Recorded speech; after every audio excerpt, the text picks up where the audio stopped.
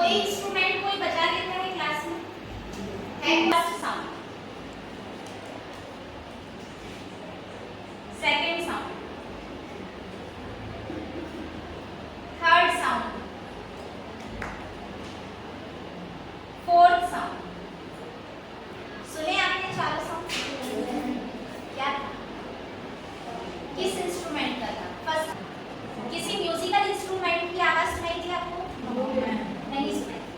The same thing, अगर आपको किसी म्यूजिकल इंस्ट्रूमेंट की आवाज सुनाई नहीं दी, ठीक है, और आपसे कहा जाए कि ये एक रिदम बज रही है, ये एक साउंड बज रहा है, इसके साथ आपको हारमोनियम बजाना है या तबला बजाना है या फ्लूट बजाना है, क्या आप बजा सकते हैं? बिना किसी म्यूजिकल इंस्ट्रूमेंट को सुने उसके साथ आप किसी और इंस्ट्रूमेंट को प्ले कर सकते हो? नहीं कर सकते। चलो अभी हमारे पास है, कौन सा इंस्ट्रूमेंट है ये? गिटार, ये बांसुरी, तबला, वायलिन, ओके। तो ये आवाजें आपने सुनी। सो द कंडीशन इज, आपने सुनी क्योंकि आप सुन सकते हैं। अगर आप सुन नहीं सकते, बाय चांस, अगर आप जो सुन नहीं सकता उसको क्या कहा जाता है? डेफ। अगर आप डेफ हैं, आप सुन नहीं सकते, तो क्या आप किसी भी म्यूजिक को सुन पाएंगे? क्या ये पॉसिबल है किसी भी इंस्ट्रूमेंट को बजाना? But there is one girl, there is one lady, एक लड़की है, एक औरत है जो अराउंड 1000 म्यूजिकल इंस्ट्रूमेंट प्ले कर सकती है और वो कंप्लीटली डेफ है, पूरे तरीके से वो बहरी है, डेफ है, लेकिन उसके बाद भी वो 1000 म्यूजिकल इंस्ट्रूमेंट्स बजा सकती है। क्या ये पॉसिबल है? और उनको बहुत सारे अवार्ड्स भी मिले, ठीक है, बहुत सारे वो शोज करती है और पूरे वर्ल्ड में वो फेमस है, ठीक है। अब वो कौन है, उन्हें कैसे वो डेफ हुई, कैसे उन्होंने ये सब चीजें सीखी, है ना, और कौन उनका इंस्पिरेशन था, किसने उनको हेल्प की, ठीक है, वो सारी चीजें हम इस चैप्टर में देखने वाले हैं। तो ये सीन कहाँ का दिख रहा है आपको? अभी रेलवे स्टेशन का। अभी आपके बुक में आप देखेंगे और जो भी मीनिंग्स आपको बताई जाएंगी आप वहीं पर नोट डाउन कर लीजिए। Rush hour crowds jostle for position on the underground train platform. A slight girl looking younger than her 17 years was nervous yet excited as she felt the vibrations of the approaching train. एक girl यहाँ पर हमें दिख रही है जो around 17 years की है और उसको ट्रेन से कहीं जाना है, लेकिन ट्रेन को पकड़ने के लिए वो उसके वाइब्रेशन को फील कर रही है। किसको फील कर रही है? वाइब्रेशन को, क्योंकि वो ट्रेन की आवाज सुन नहीं सकती है। It was her first day at the prestigious Royal Academy of Music in London. ये उसका सबसे बड़ी एकेडमी, लंदन की जो रॉयल एकेडमी ऑफ म्यूजिक है, वहां पर उसका फर्स्ट डे था। And daunting enough for any teenager fresh from a Scottish farm. और वो कहां से बिलोंग करती थी? स्कॉटिश फार्म से, मतलब एक वो गरीब घर की लड़की थी। But this aspiring musician faced a bigger challenge than most, she was profoundly deaf. वो पूरे तरीके से क्या थी? डेफ थी, ठीक है। तो आप यहाँ पर देख रहे हैं, उसे कहाँ जाना था? रॉयल एकेडमी ऑफ म्यूजिक जाना था। और सबसे बड़ा चैलेंज उसके लाइफ में क्या था कि वो एक स्कॉटिश फार्म से बिलोंग करती थी और वो प्योरली डेफ थी, ठीक है। अब अभी वो कहाँ पर है? लंदन में है। कहाँ पर है? लंदन में है। She had to live with her disability to here in a new fast-paced city. अब इतनी बड़ी सिटी में उसकी जो डिसेबिलिटी है, मतलब वो जो सुन नहीं सकती है, उसको फेस करते हुए उसको लिव यानी रहना था, ठीक है ना।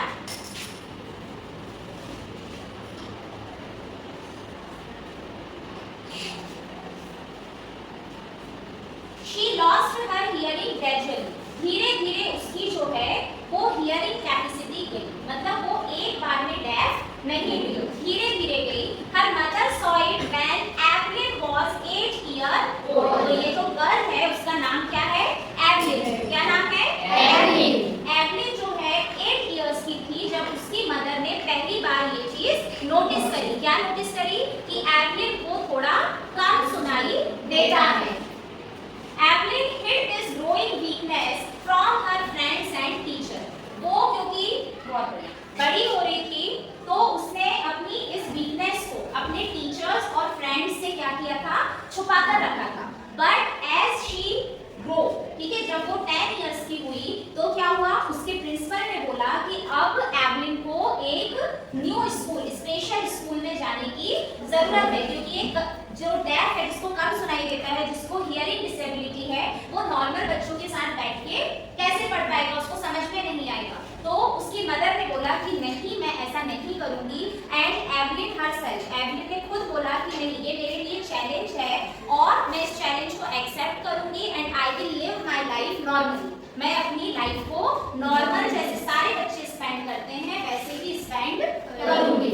And when she comes to 11, जब वो 11 इयर्स तक आती है तो वो कंप्लीटली डेफ हो जाती है, पूरे तरीके से वो डेफ हो जाती है। तो उसकी जो हियरिंग डिसेबिलिटी है वो कब से शुरू हुई थी, व्हेन शी वाज 8 इयर्स, है ना, और वो कंप्लीटली डेफ कब होती है, 11 इयर्स में। कब होती है, 11 इयर्स में। पेज टर्न करिए,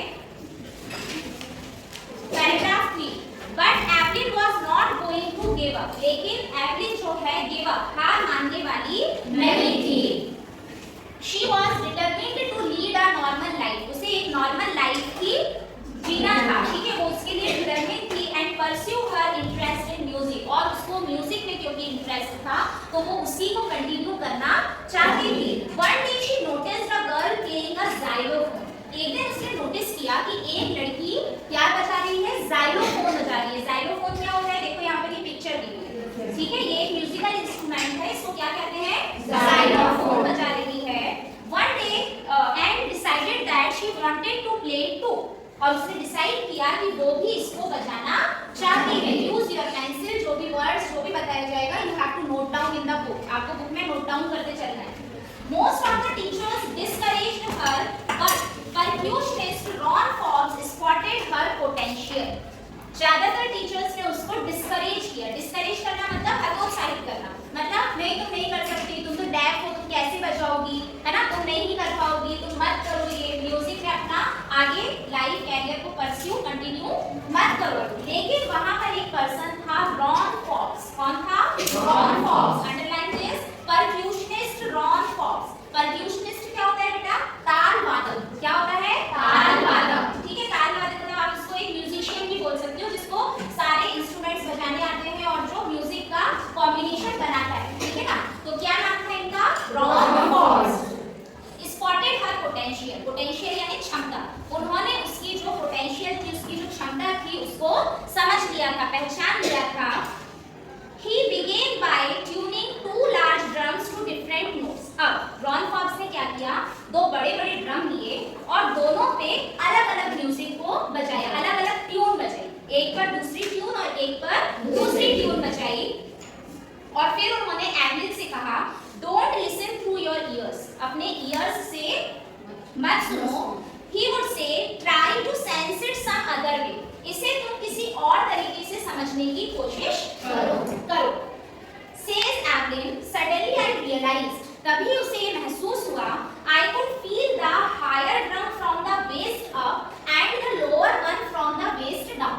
ठीक है, अब एवलिन को क्या फील होता है, क्योंकि रॉन फॉक्स जो थे दोनों ड्रम पे दो अलग ट्यून बजा रहे थे, तो जो एवलिन है एक ड्रम की ट्यून को अपने upper body parts like hands, है ना, माइंड हुआ, अपना स्टमक हुआ, मतलब ऊपर के जो बॉडी पार्ट्स हैं उससे वो फील कर पा रही थी। और जो सेकंड ड्रम की ट्यून है वो अपने पैरों से, फुट की फिंगर से फील कर पा रही थी, मतलब कि उसकी एक ही बॉडी में दो अलग-अलग हिस्सों में वो दोनों ट्यून को क्या कर पा रही थी, फील कर पा रही थी कि कौन सी ट्यून बज रही है। फोर्ब्स रिपीटेड द एक्सरसाइज, फिर फोर्ब्स ने इस एक्सरसाइज को रिपीट किया, मतलब उसको उन्होंने फिर प्रैक्टिस करवाना शुरू किया। And soon Evelyn discovered that she could sense certain notes in different parts of her body, और फिर एवलिन को समझ में आया कि वो अपने डिफरेंट पार्ट्स ऑफ बॉडी से अलग-अलग ट्यून को क्या कर सकती है, रिकॉग्नाइज कर सकती है। जैसे कि जब बहुत तेज डीजे बजता है या बहुत तेज कुछ पार्टी में साउंड बजता है, हमें वाइब्रेशन फील होता है ना, बट हमको सिर्फ ऐसा घर घर फील होता है। क्यों, क्योंकि हम नॉर्मली उसको समझते हैं, क्योंकि एवलिन कंप्लीटली डेफ हो चुकी थी और उसको इंटरेस्ट किसमें था, म्यूजिक में था। तो समझ जाती थी, ठीक है ना। I had learned to open my mind and body to sounds and vibration, और उस दिन से उसने अपने माइंड और अपनी बॉडी को, है ना, साउंड और वाइब्रेशन को समझने के लिए ओपन कर दिया। मतलब अब भले ही वो डेफ थी, वो सुन नहीं सकती थी, लेकिन उसके माइंड और बॉडी पार्ट्स में वो वाइब्रेशंस को फील करके कोई भी म्यूजिक को समझ पाती थी। The rest was sheer determination and hard work. अब इसके बाद अब क्या चाहिए? चलो आपको भी समझ लो ये गॉड गिफ्ट मिल गया, लेकिन आपने करने की इच्छा भी नहीं है, आप हार्डवर्क नहीं करना चाहते हो, तो फिर क्या आप उसमें आगे बढ़ पाओगे? नहीं। भले ही आपको वो गॉड गिफ्ट मिल गया, आपको वो चीज समझ में आ गई कि हाँ मैं ये कर सकता हूँ, लेकिन उसके लिए हार्डवर्क करना भी जरूरी है, अंदर से इंटरेस्ट भी होना चाहिए। तो जब वो वाइब्रेशंस को फील करने लगी, उसके साथ में उसका हार्डवर्क और डिटर्मिनेशन भी था, जिसके कारण वो इतने आगे बढ़ गई। She never looked back. From that point onwards, she toured the United Kingdom with a youth orchestra. Orchestra होता है, ऑर्केस्ट्रा एक बैंड होता है, एक ग्रुप होता है जिसमें अलग-अलग म्यूजिकल इंस्ट्रूमेंट्स को अलग-अलग लोग बजाते हैं और एक ट्यून को, एक इंस्ट्रूमेंट म्यूजिक को क्या करते हैं, प्रेजेंट करते हैं। तो उसने ऑर्केस्ट्रा की टीम के साथ यूनाइटेड किंगडम में भी परफॉर्मेंस दिया सबसे पहले, ठीक है। एंड बाय द टाइम, और टाइम के साथ शी वाज 16, अब वो कितने साल की हो गई थी? 16 इयर्स की हो गई थी। She had to decide to make music her life, और उसने ये डिसाइड कर लिया कि अब म्यूजिक ही मेरी लाइफ है। शी ऑडिशन, ऑडिशन समझते हो? ऑडिशन दिया जाता है। She auditioned for the royal academy of music, उसने रॉयल एकेडमी ऑफ म्यूजिक, ये कहां पर है? लंदन में है, वहां पर ऑडिशन दिया। और उस रॉयल एकेडमी की पूरी हिस्ट्री में, मतलब कि पिछले इतिहास में जितने भी ऑडिशन हुए थे, कभी किसी ने इतना हाई स्कोर नहीं किया था जितना एवरी ने किया। उसने नहीं, किसने? एवरी ने किया था। शी ग्रेजुअली, ग्रेजुअली क्या होता है? धीरे धीरे। ग्रेजुअली क्या होता है? धीरे धीरे। सिर्फ नहीं लाना है, तो उसमें लिखेगा कौन? ग्रेजुअली यानी धीरे धीरे। तो वो धीरे धीरे क्या करने लगी? Move from orchestral work to solo performance, ठीक है। ऑर्केस्ट्रा के वर्क से वो धीरे धीरे सोलो परफॉर्मेंस की तरफ बढ़ने लगी। मतलब पहले वो एक ग्रुप के साथ परफॉर्म करती थी, एक ग्रुप के साथ परफॉर्म करती थी, और अब वो अकेले परफॉर्मेंस देने लगी। तो अकेले, अब आप सोचो कि अकेले परफॉर्मेंस देने में क्या, कोई भी दे सकता है, बट शी वाज डेफ, है ना, डेफ थी वो। बिना किसी और इंस्ट्रूमेंट में प्ले करने के साथ वो सिर्फ अपने इंस्ट्रूमेंट का परफॉर्मेंस देती थी, ठीक है ना, और बड़े-बड़े प्रोग्राम्स में देती थी।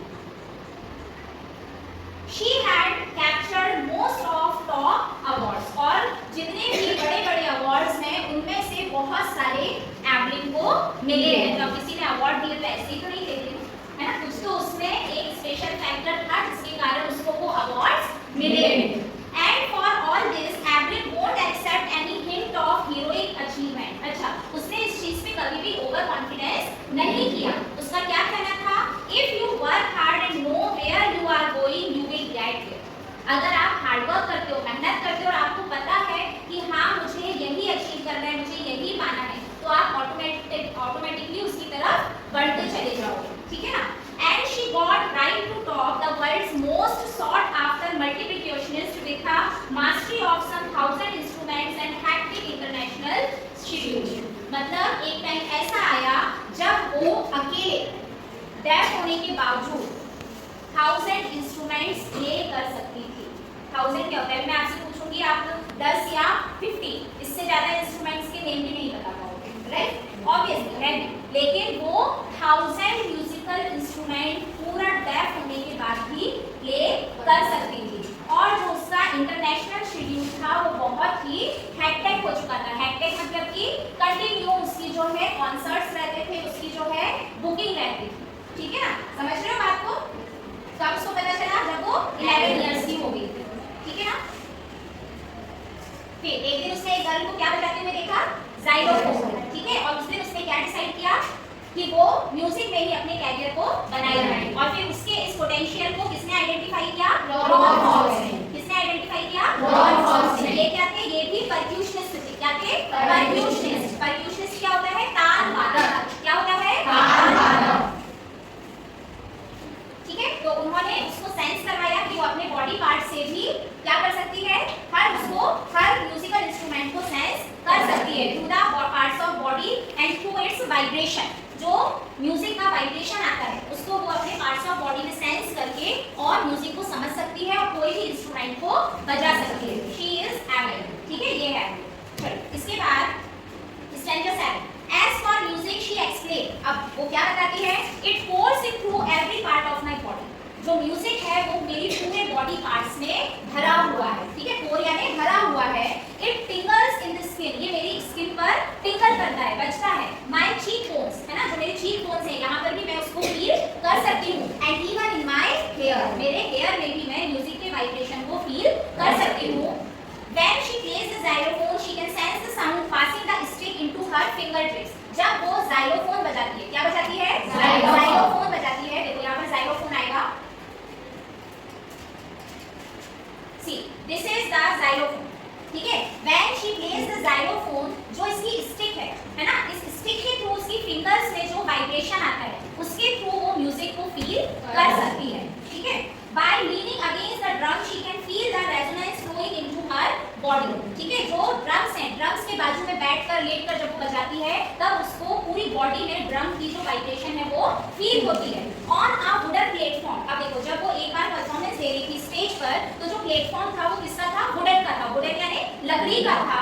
तो उसने क्या किया, अपने सैंडल्स को, शूज को निकाल दिया और वो बेयर फीट हो गई। बेयर फीट यानी कि नंगे पैर, ठीक है, उसने पैरों में कुछ नहीं पहना था। क्यों उसने निकाल दिया, जिससे वो अपने फुट यानी पैर के पंजे, फुट के थ्रू जो म्यूजिक बज रहा है उसको फील कर रहा है, उसके वाइब्रेशन के थ्रू, ठीक है।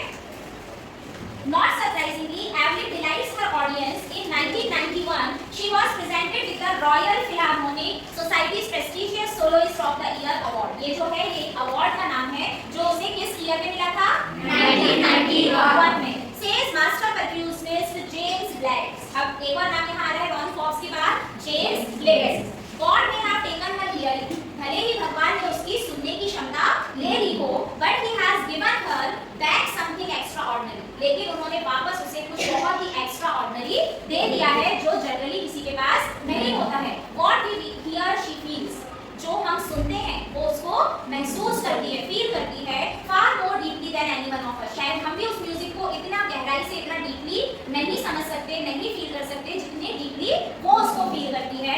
That is why she expresses music so beautifully. इसलिए जब वो म्यूजिक को एक्सप्रेस करती है तो उससे जितना सुंदर म्यूजिक को कोई भी एक्सप्रेस नहीं कर सकता है, ठीक है ना। Next, Evelyn confesses that she is something of a workaholic, ठीक है। एवलिन क्या बताती है कि वो वर्कहोलिक है, मतलब उन्हें काम करना बहुत ज्यादा पसंद है। I have just got to work often harder than classical musician, और शायद जितना कोई मेहनत नहीं करता मुझे उतनी मेहनत करना पसंद है। ये एक बड़ा xylophone है, ठीक है ना, जो ये देखो, कैन यू सी, क्या उन्होंने कुछ पहना है पैरों में, नहीं, वो बेयर फुट है। क्या है, बेयर फुट है। क्यों, जिससे वो जो बजा रही है उसको वो फील कर पाए कि मैं क्या बजा रही हूँ, ठीक है, उससे जो है वो म्यूजिक गलत नहीं होता है। Apart from the regular concerts, अब देखो उसकी बहुत सारी बुकिंग्स होती है, ठीक है ना, जो रेगुलर कॉन्सर्ट्स रहते हैं जैसे हर संडे को बुकिंग है या जब भी बुकिंग्स हैं, उसके अलावा Evelyn also gives free concert in prison and hospital.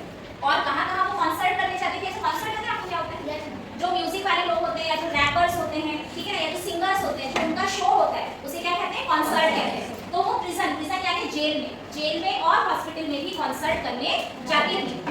She also gives high priority to classes for young musician. अच्छा, जो यंग म्यूजिशियन थे, जो नए बच्चे थे सीखने वाले, ठीक है, उनको भी सिखाने के लिए वो बहुत ज्यादा प्रायोरिटी देती थी, महत्व देती थी, मतलब यंग म्यूजिशियंस को भी वो म्यूजिक सिखाती थी।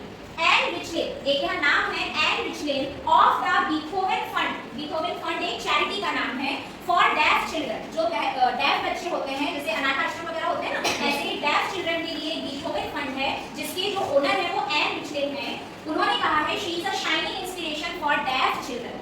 जो डेफ चिल्ड्रन है उनके लिए एवलिन जो है एक शाइनिंग इंस्पिरेशन है, मतलब चमकती हुई प्रेरणा है, मतलब उनसे प्रेरित होकर जो डेफ चिल्ड्रन है अब उनके अंदर भी ये फीलिंग आ चुकी है कि जो कोई नहीं कर सकता वो हम कर सकते हैं, और वो भी अब आगे बढ़ रहे हैं। Evelyn Denny has already accomplished more than most people twice her age. और इससे समझ में आ रहा है शायद 16 के होते तक अभी हमने जो चीजें नहीं की वो चीजें एवलिन ने अचीव कर ली थी, मतलब कि उनकी एज के जो लोग नहीं कर पाते उससे भी डबल वो अकम्प्लिश यानी पूरा कर चुकी थी। शी हैज ब्रॉट परक्यूशन यानी टक्कर देना, ठीक है, कॉम्पिटिशन देना, percussion to the front of the orchestra and demonstrated that it can be very moving.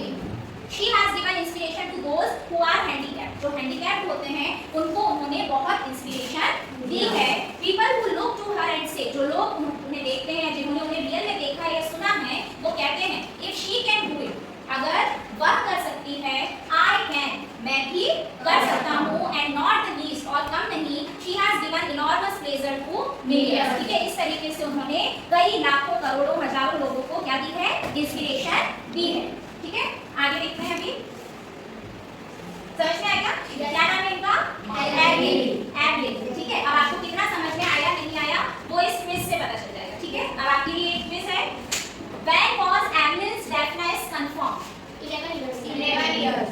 Deafness confirmed हुई थी 11. 8 में पता चला था और कंफर्म कब हुई थी? 11 में. Who helped Evelyn to continue with her music? किसने हेल्प किया था?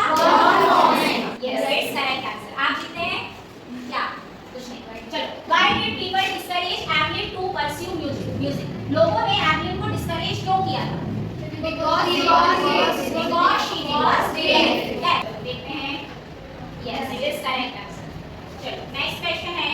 What did Ron Fox advise Evelyn? Ron Fox ने एवलिन को क्या advice the? Read music with her body. And it's the correct answer. Right?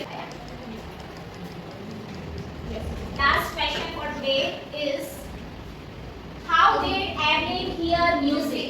Evelyn जो है music को कैसे hear करती थी? By feeling vibration through her different part of body, fingers, hair, feet. Very good. So this is the correct answer. अगर हम किसी चीज का जैसे मेरे को कुछ बनना है तो हम अगर ठान लेते हैं वो चीज कुछ भी भले कितनी भी प्रॉब्लम आ जाए फिर हम कर सकते हैं. हमने वो वाले हिंदी पेपर्स ने ठान ली कि बेटे को ये करना है तो करना है. अगर अपन चाहे तो हम कुछ भी कर सकते हैं, बस अपन में थोड़ी सी ऊर्जा या होना चाहिए. Determination.